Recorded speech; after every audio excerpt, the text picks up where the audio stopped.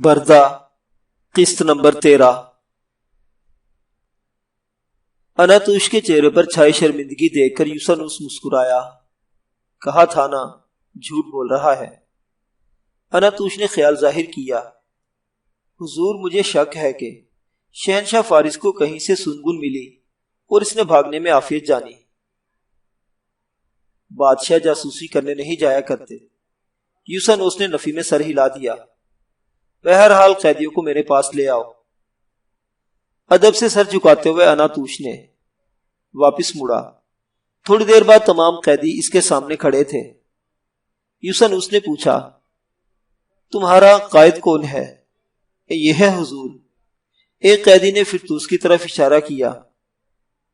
یوسانوس نے پوچھا، کیا نام ہے تمہارا؟ وہ مؤدبانہ لہجے میں بولا، فرتوس۔ کیا واقعی شہنشاہ فارس یہاں آیا تھا؟ نہیں، فرتوس نے جھوٹ بولا۔ تم دونوں میں کسے جھوٹا سمجھو؟ یوسانوس نے راز اگلنے والے قیدی شبران اور فرتوس کی جانب اشارہ کیا۔ فرتوس اطمینان سے بولا، جس کا جھوٹ ثابت ہو جائے۔ گویا یہ جھوٹا ہے۔ یوسانوس نے سخت نظروں سے شبران کو گھورا۔ حضور میں نے سچ کہا ہے، شہنشاہ فارس ہمارے ساتھ آئے تھے۔ شاید ہمیں واپسی میں دیر ہو گئی اور خطرہ محسوس کر کے وہ لوٹ گئے ہیں۔ یہ بھی ممکن ہے کہ ماہی گیروں کے روپ میں وہ بھی لشکر کے اندر گھس آئے ہوں۔ شبران اپنی بات سے پیچھے ہٹنے کے لیے تیار نہیں تھا۔ اپنے بادشاہ کو پیغام دے دینا، ہم اتنے جنگجو لے کر آئے ہیں جن کی گنتی مشکل ہے۔ اس کے لیے بہتر ہوگا کہ شہنشاہ فارس حاکم روم کی اطاعت کا اعلان کر کے اپنی جاں بخشی کرا لے۔ فرتوس کو سندیسہ دے کر وہ اناتوش کی جانب متوجہ ہوا۔ ان تمام کو فرات کے کنارے چھوڑ آؤ۔ جو بھی واپس لوٹنے کی کوشش کرے اس کی گردن اتار دینا۔ حضور میں واپس نہیں جانا چاہتا۔ شبران کے چہرے پر خوف ظاہر ہوا۔ یوسانوس نے کہا، جھوٹے آدمی کی ہمارے پاس کوئی جگہ نہیں ہے۔ خداوند یزدان کی قسم کھا کر کہتا ہوں، میں نے جھوٹ نہیں کہا۔ یوسانوس اطمینان سے بولا، غدار مجھے جھوٹے سے بھی زیادہ ناپسند ہیں۔ شبران نے ملتجی نگاہیں اناتوش کی جانب اٹھائیں۔ وہ بے نیازی سے محافظ دستے کو بولا، انہیں لے چلو۔ تاریکی گہری ہو چکی تھی۔ اناتوش اور اس کے ساتھی گھوڑوں پر سوار تھے۔ قیدیوں کو پیدل ہی بھگاتے وہ فرات کے کنارے پہنچے تھے۔ محترم کماندار، میرے ساتھی مجھے قتل کر دیں گے۔ اناتوش کو لوٹتے دیکھ کر شبران ایک مرتبہ پھر گڑ گڑایا۔ مجھے افسوس ہے مگر رومی سپاہ کے کماندار سپہ سالار کے حکم کی خلاف ورزی کو گناہ جانتے ہیں۔ جان چھڑانے کے انداز میں کہتے ہوئے اناتوش ساتھیوں کے ہمراہ واپس چل دیا۔ فرتوس دانت پیستے ہوئے بولا، شبران ہم نہیں ماریں گے، تمہارا فیصلہ خداوند فارس خود کریں گے۔ میں واپس نہیں جا رہا۔ شبران نے بھاگنے کی کوشش کی مگر فرتوس نے لپک کر اس کا بازو پکڑا اور اسے گھما کر زمین پر دے مارا۔ اگر دوبارہ ایسی کوشش کی تو ٹانگیں توڑ دوں گا۔ یہ کہتے ہوئے دوسرے ساتھیوں کو مخاطب ہوا، اسے باندھ دو۔ انہوں نے فوراً شبران کی قمیص اتار کر اس کے ہاتھ پشت پر باندھ دیے تھے۔ تھوڑی تنگ و دو کے بعد انہیں ایک بڑا کشتی راہ وہاں مل گیا۔ فرات عبور کر کے وہ پیدل ہی چل پڑے۔ گو راستہ طویل تھا مگر مدد آنے کی امید نہیں تھی، اس لیے وہ چلتے رہے۔ یوسانوس اپنے لشکر جلیل کے ساتھ وہیں خیمہ زن رہا، یہاں تک کہ روم کا بادشاہ ایلیانوس اپنے دارالحکومت قسطنطنیہ سے اٹھ کر وہاں پہنچ گیا۔ لشکر تیار تھا۔ سب سے زیادہ عرب قبائل بے چین تھے جن کا شاپور ثانی نے کافی نقصان کیا تھا۔ بعض مورخین لکھتے ہیں کہ شاپور ذوالفقار نے 70,000 عربوں کے بازو ان کے کندھوں سے کاٹے تھے۔ عرب اس کے خون کے پیاسے ہو رہے تھے۔ ان کا لشکر شام کی سرحد عبور کر کے سلطنت ہیرا کی حدود میں موجود تھا۔ سلطنت ہیرا شہنشاہ فارس کے دائرہ اختیار میں آتی تھی۔ وہاں شاپور کے حکم سے امراء القیس بن عمر بن عدی عامل تھا۔ الیانوس نے وہاں پہنچ کر چند دن جائزہ لیتے گزارے اور پھر لشکر کو پیش قدمی کا حکم دے دیا۔ لشکر دریائے فرات عبور کر کے صف آرا ہوا۔ فارسی افواج بھی ان کے سامنے پہنچ گئی تھی۔ قتیلہ رغال بن زواب اور اعلان بن ابشا کے ساتھ اپنے قبیلے سے کافی دور نکل آئی تھی۔ وہ ایک وادی میں محو سفر تھے۔ آسمان سے ہلکی ہلکی بوندیں گرنے لگی تھی اور ایسے موسم میں شکار کرنے کا زیادہ لطف آتا ہے۔ وہ صحرا میں کافی آگے تک پہنچ گئے تھے۔ اچانک وہ ایک نخلستان میں جا نکلے۔ پانی کا چشمہ دیکھ کر قتیلہ معنی خیز نظروں سے ہمراہیوں کی جانب دیکھنے لگی۔ رغال نے کہا، میرا خیال ہے ہماری تلاش اختتام پذیر ہوئی۔ شکار تو کوئی نہیں ملا، قبیلے کا نیا ٹھکانہ مل گیا ہے۔ شکار بھی ملے گا چچا۔ قتیلہ نے چھلانگ لگا کر گھوڑے سے اتری۔ ناممکن ہے کہ پانی کی موجودگی میں یہاں جانور نہ آتے ہوں۔ گھوڑے ٹیلے کے پیچھے جھاڑیوں کے ساتھ باندھ کر وہ ٹیلے کے اوپر لیٹ گئے۔ انہیں زیادہ دیر وہاں نہیں ہوئی تھی کہ باقرہ لوہیش کا غول انہیں اپنی جانب آتا دکھائی دیا۔ نیل گائے کی 4 اقسام ہیں۔ ان میں ہر قسم کی گرمی میں پانی مل جانے پر خوب پیتی ہیں، اور جب پانی نہیں ملتا تو صبر کرتی ہیں اور ہوا کھانے پر قناعت کر لیتی ہیں۔ یہی صفت بھیڑیے، گیدڑ، ہرن، خرگوش وغیرہ میں پائی جاتی ہے۔ اسی لیے یہ جانور صحرائے عرب میں وافر نظر آتے ہیں۔ عرب میں پائے جانے والی نیل گائے المہما ہے۔ یہ گھریلو بکریوں سے مشابہ ہوتی ہے۔ اس کے سینگ بالکل ٹھوس ہوتے ہیں۔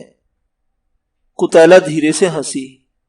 رغال چچا دیکھ لیں، آپ کے بوڑھے سردار کی شکست کی علامات، پورے کا پورا غول دکھائی دے رہا ہے۔ یہ کہتے ہوئے اس نے پیٹھ پر لدے ترکش سے تیر نکال کر چلے میں جوڑ لیا تھا۔ نیل گائیوں کا غول بے فکری سے پانی پینے لگا۔ یقیناً نزدیک کوئی آبادی نہیں تھی، اس لیے وحشی جانور بے فکر تھے۔ رغال چچا، قتیلہ کا کمال دیکھنا۔ چلا کھینچتے ہوئے اس نے ایک نیل گائے کا نشانہ سادھا اور پھر کمان کو 70-80 درجے کا زاویہ دے کر تیر چھوڑ دیا۔ اس کے ساتھ ہی اس نے دوسرا تیر کمان میں ڈال کر چلا کھینچتے ہوئے سیدھا نشانہ سادھا اور دوسرا تیر بھی چھوڑ دیا۔ دونوں تیر لہجے کے 10ویں حصے کے وقفے سے دو نیل گائیوں کے گلے میں پیوست ہو گئے تھے۔ پورا غول ناگہانی آفت سے گھبرا کر بھاگ کھڑا ہوا۔ زخمی نیل گائیوں نے بھی چند قدم تک تو باقیوں کا ساتھ دیا، مگر پھر گر گئی تھی۔ میرے ماں باپ تم پر قربان، تم جیسا نشانے باز رغال کی آنکھوں نے آج تک نہیں دیکھا۔ رغال نے بے ساختہ قتیلہ کا سر تھام کر اس کا ماتھا چوم لیا تھا۔ اعلان بھی واہ واہ کیے بغیر نہ رہ سکا تھا۔ قتیلہ فخر سے مسکرا پڑی۔ ان کے قریب جانے تک دونوں جانوروں کا تڑپنا آہستہ ہو کر رکنے لگا تھا۔ وہ ایک فالتو گھوڑا ساتھ لائے تھے۔ ایک مہما کو انہوں نے فالتو گھوڑے پر باندھا اور دوسری کو قتیلہ نے اپنے سامنے رکھ لیا تھا۔ وہ غروب آفتاب کی کافی دیر بعد واپس پہنچے تھے۔ جبلہ کے ہاتھ ایک ہرن اور خرگوش لگا تھا۔ اصولاً وہ شرط ہار گیا تھا، مگر آخر وہ قتیلہ کا باپ تھا۔ مذاق اڑانے والے انداز میں بولا، اگلا سورج طلوع ہونے کے لیے پر تول رہا ہے۔ بھوکوں نے جو کی روٹی سے پیٹ بھر لیا ہے اور شکاری اب لوٹ رہے ہیں۔ قتیلہ نے منہ بنایا۔ ہارنے والوں کو ہمیشہ بہانوں کی تلاش رہتی ہے۔ جبلہ بولا، یقیناً ہرن کا گوشت نیل گائے سے عمدہ ہوتا ہے۔ وہ ترکی و ترکی بولی، بات عمدگی کی ہوتی تو میں تیتر کو شکار کرنا پسند کرتی۔ جبلہ نے دونوں ہاتھ اس کے بغل میں دے کر سر سے بلند کرتے ہوئے کہا، کاش تم بنت جبلہ کے بجائے ابن جبلہ ہوتی تو میں بوڑھا نہ ہونے کے باوجود گوشہ نشین ہونا پسند کرتا۔ قتیلہ نے پوچھا، کیا میں سرداری کی اہل نہیں ہوں؟ وہ اسے لے کر اپنے خیمے میں داخل ہوتا ہوا بولا، بابا کی جان، تمہاری اہلیت پر حیض کا خون سائل ہے، یعنی عورت ہونے کی وجہ سے تم سردار نہیں بن سکتی۔ عہد جہالت میں عورت کو معاشرے میں کوئی مقام حاصل نہ تھا۔ آپ کے بعد بنو زسر کی سرداری کا دعوے دار قتیلہ کو شکست دے کر ہی احکامات کی تعمیل کرانے کا حقدار بنے گا۔ جبلہ نے عجیب سے لہجے میں پوچھا، چاہے اس کا نسب ابن جبلہ بن کنانہ ہی کیوں نہ ہو؟ ہاں، قتیلہ نے اس بات میں سر ہلایا، کیونکہ قتیلہ کے لیے بنو نصر کی سرداری کا حقدار جبلہ بن کنانہ کے بعد بنت جبلہ بن کنانہ ہے۔ بنو نصر کو عورت کی سرداری بائی سے آر لگے گی۔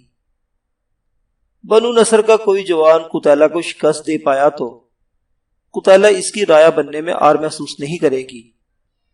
جبلہ نے افسوس بھرے انداز میں پوچھا، یعنی تم چاہتی ہو بنو نصر کی سرداری ہمارے خاندان سے چلی جائے؟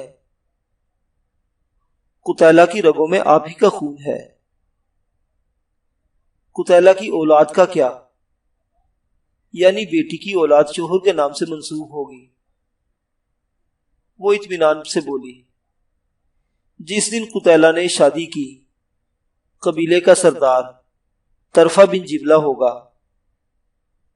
جبلہ کے چہرے پر سکون نمودار ہوا۔ وعدہ کرو، وہ بے نیازی سے بولی۔ قتیلہ کا کہا عہد ہوتا ہے، اسے بھوکے شیروں کے سامنے ڈال دو۔ شہنشاہ فارس صابور نے راز افشا کرنے پر شبران کے جرم کا فیصلہ سنایا۔ شبران نے روتے گڑگڑاتے ہوئے معافی کی درخواست کی، مگر سزا پر عمل درآمد کرنے والے جلاتوں نے شہنشاہ کا حکم سننے کے بعد اسے بات مکمل کرنے کا موقع ہی نہیں دیا تھا۔ چند دن بعد اسے رومی افواج کے دریائے فرات عبور کرنے کے بارے میں اطلاع مل رہی تھی۔ اگلے دن فارس کی افواج بھی دریائے دجلہ عبور کر کے رومن افواج کے سامنے صف آرا ہو چکی تھی۔ رومن افواج کی تعداد فارسی لشکر کی گنتی سے کہیں زیادہ تھی۔ شاپور سے غلطی یہ ہوئی تھی کہ وہ اپنی مکمل سپاہ کو جمع نہیں کر سکا تھا۔ زمانہ قدیم میں لشکر کو 4 حصوں میں تقسیم کیا جاتا تھا: میمنہ یعنی کہ دایاں، میسرہ بایاں، قلب درمیان، اور ہراول دستہ جو عموماً گھوڑوں پر سوار ہوتا تھا اور مخالف لشکر سے سب سے پہلے جا کر ٹکراتا تھا۔ سپہ سالار عموماً قلب میں یا قلبی سپاہ کے عقب میں ہوتا تھا، لیکن شاپور لشکر کے ہراول دستے میں ہوتا۔ اس کے ہمراہ 500 افراد کا محافظ دستہ ہوتا، جو تمام کے تمام اچھے شاہ سوار اور تیزنی کے ماہر ہوتے۔ طبل جنگ بجتے ہی عرب قبائل فارسی لشکر پر ٹوٹ پڑے تھے۔ فارسیوں کا ہراول دستہ ان کے گھیرے میں آ گیا تھا۔ فارس کے میمنہ اور میسرہ کے سالار رومن لشکر سے گتھم گتھا ہوئے، لیکن رومن لشکر کا قلبی حصہ ہی اتنا پھیلا ہوا تھا کہ فارسیوں کے میمنہ اور میسرہ کے مماثل تھا۔ رومیوں کے میمنہ اور میسرہ نے فارسیوں کے لشکر کو گھیرنا شروع کر دیا۔ لڑائی 3-4 گھنٹوں سے زیادہ طول نہیں کھینچ پائی تھی۔ فارسیوں کے قدم میدان سے اکھڑ گئے تھے۔ شاپور اس وقت عرب قبائل کے گھیرے میں تھا۔ اس کے محافظ دستے کے آدھے سے زیادہ محافظ قتل ہو چکے تھے۔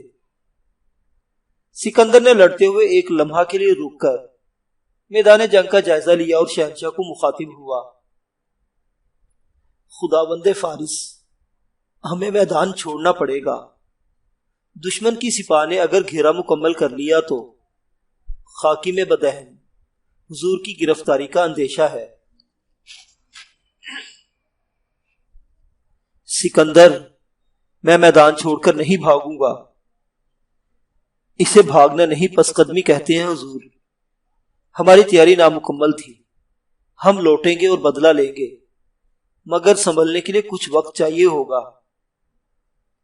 سکندر، شاپور نے شش و پنج کے عالم میں کچھ کہنا چاہا، مگر سکندر نے ہمت کرتے ہوئے قطع کلامی کی۔ خداوند فارس، بحث کا وقت ختم ہو چکا ہے۔ میری ذمہ داری حضور کی حفاظت ہے اور میں اس سے آنکھیں نہیں چرا سکتا، چلے میرے ساتھ۔ سکندر کی بات کو مانتے ہوئے شاپور نے گھوڑا موڑا۔ فرتوس، اسفن، فاران اور سکندر نے بادشاہ کے گھوڑے کو نرغے میں لیا ہوا تھا۔ سکندر سب سے آگے تھا۔ وہ راستے میں آنے والے سواروں سے تہے تیگ کرتا ہوا آگے بڑھتے گئے۔ عربوں کا ایک دستہ ان کے تعاقب میں تھا۔ سکندر نے دور ہی سے دیکھ لیا تھا کہ دشمن کے دستوں نے دجلہ کے پل پر قبضہ کر لیا تھا۔ کچھ دستے اسے تیسفون کا رخ کرتے نظر آئے۔ اس نے اپنا رخ شمال مشرق سے شمال کی طرف موڑ لیا۔ لبے دریا تک جانے سے پہلے انہیں دشمن کے ایک بڑے دستے کا سامنا کرنا پڑ گیا تھا، لیکن شاپور کے ہمراہیوں میں موجود چاروں محافظ خصوصی تربیت یافتہ تھے۔ ان کی تلواریں بجلی کی طرح حرکت کر رہی تھی۔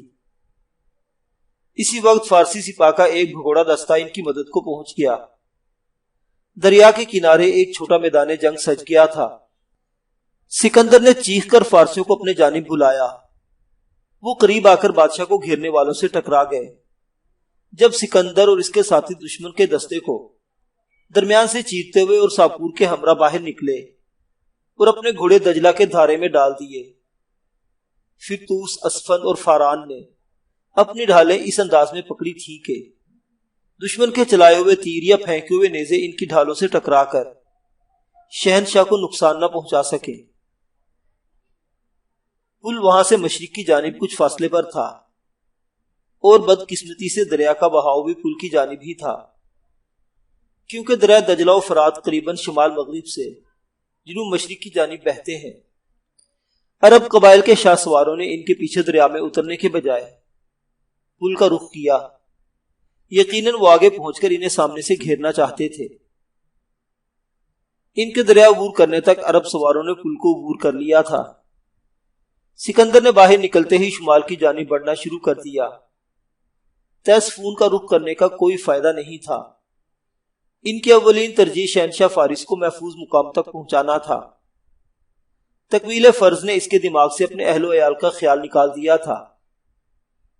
تیسفون دریا دجلہ اور دریا دیالی کے سنگم پر واقع تھا۔ دریا دیالی شمال کی طرف سے آ کر دجلہ میں شامل ہو رہا تھا۔ سکندر دریا دیالی کا مشرقی کنارہ لے کر آگے بڑھنے لگا۔ اس وقت ان کے نیچے اعلیٰ نسل کے گھوڑے تھے۔ وہ بجلی کی صورت سے آگے بڑھتے گئے۔ رستے میں انہیں 5-6 فارسی فوجیوں کا دستہ نظر آیا۔ شمبلید! سکندر نے چیخ کر ایک سوار کو آواز دی۔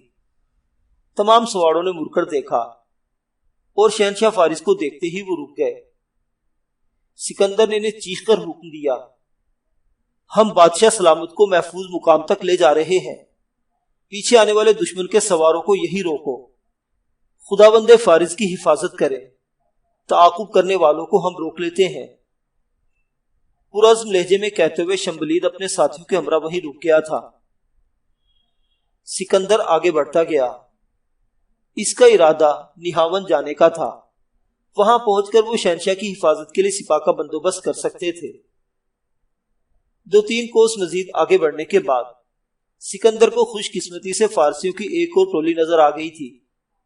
اس نے انہیں بھی درختوں کے جھنڈ میں رک کر عرب سواروں کے راستے میں رکاوٹ ڈالنے کا کہا اور اپنے ساتھیوں کے ساتھ آگے بڑھ گیا۔ راستے میں اکا دکا فارسی فوجی اور کہیں کہیں چھوٹی بڑی ٹولیاں انہیں ملتی گئی، جنہیں ساتھ ملا کر وہ آگے بڑھتے رہے۔ عرب سوار دریا دیالی کے ساتھ آگے آگے بڑھتے ہوئے ان کے پیچھے تھے۔ شمبلید اور اس کے ساتھی مقابلے کے لیے وہاں رکے ہوئے تھے۔ شہنشاہ فارس کی حفاظت کی خاطر وہ عرب سواروں سے ٹکرا گئے تھے۔ عربوں کی تعداد زیادہ تھی، لیکن شمبلید کے ساتھیوں کی وجہ سے ان کے تعاقب میں رکاوٹ پیدا ہو گئی تھی۔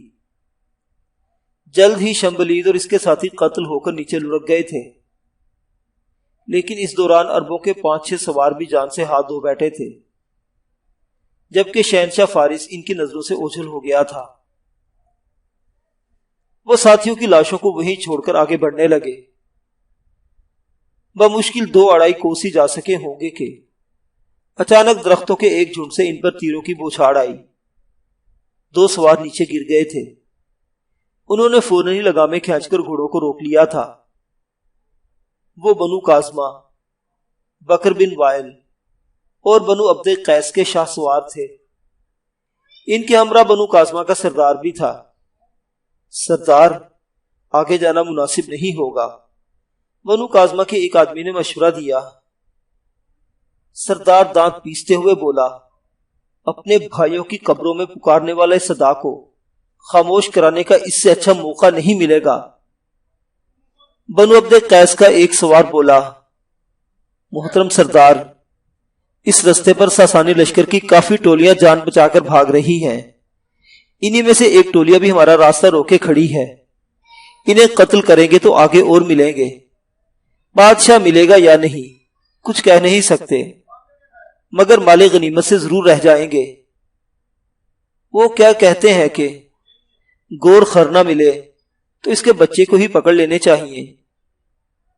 عرب یہ محاورہ بھاگتے چور کی لنگوٹی سے ہی کی جگہ استعمال کرتے ہیں۔ سردار کاظمہ نے بنو عبد قیس کی سوار کی طرف نگاہ اٹھائی۔ چہرہ بتا رہا ہے کہ تم اعلیٰ نسب سے ہو، اور اعلیٰ نسب کا مشورہ ٹھکرا کر میں بعد میں ہاتھ نہیں ملنا چاہتا۔ یہ کہتے ہوئے اس نے گھوڑے کا رخ موڑا۔ واپس چلو۔ تمام نے گھوڑوں کا رخ تیسفون کی طرف کر کے ایڑ لگا دی۔